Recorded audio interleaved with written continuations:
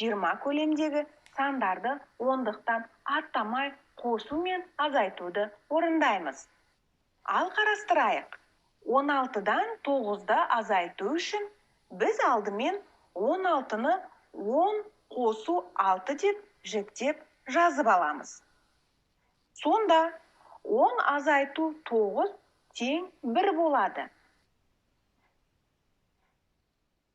1 қосу 6-ның қосындысы 7 болады. Келесі. 13-ке 3-ті қосу керек. 13-ке 3-ті қосу үшін 13-ті 10 қосу 3 деп жіктеп жазып аламыз. Сонда балалар, 10 қосу 3 қосу 3. 3-ке 3-ті қоссақ 6 болады. Тең 10 қосу 6 қосындысы 16 болады. Ал енді 18-ден 6-на азайту үшін 18-ді 10 қосу 8 деп жіктеп жазып аламыз. Сонымен 10 қосу 8 азайту 6, 8-ден 6-ны азайтсақ 2 болады. 10 қосу 2 тең 12 болады. Келесі мысалға тоқталайық. Бізге 2 таңбалы сандарды қосу керек. Ол үшін біз 5 дөңгелек пен 6 үшбұрышты қосамыз.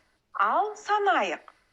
1, 2, 3, 4, 5, 6, 7, 8, 9, 10, 11.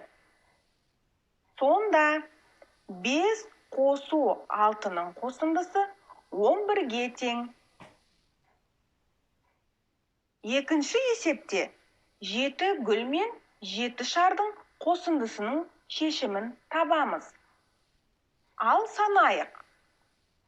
1, 2, 3, 4, 5, 6, 7, 8, 9, 10, 11, 12, 13, 14. Сонда 7 қосу 7 тең 14 болады.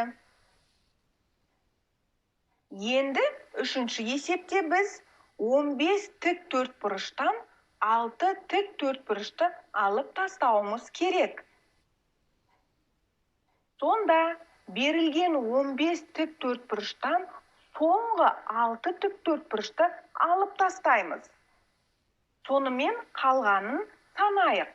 1, 2, 3, 4, 5, 6, 7, 8, 9. Демек, 15-тен 6-ны азайтқанда 9-ға тең болады. Келесі есепте 13 көбелек бар. 1, 2, 3, 4, 5, 6, 7, 8, 9, 10, 11, 12, 13. Бұл жердегі соңғы 7 көбелек ұшып кеткен. Қалғаны қанша? Санап көрейік. 1, 2, 3, 4, 5, 6. Сонда 13 азайту 7 тең 6. Айырмасы 6-ға тең. Сонымен балалар, біз сендермен 1 санынан 20-ға дейін сандарды қосу мен азайтуды меңгердік. Ал балалар, келесі жүздескенше.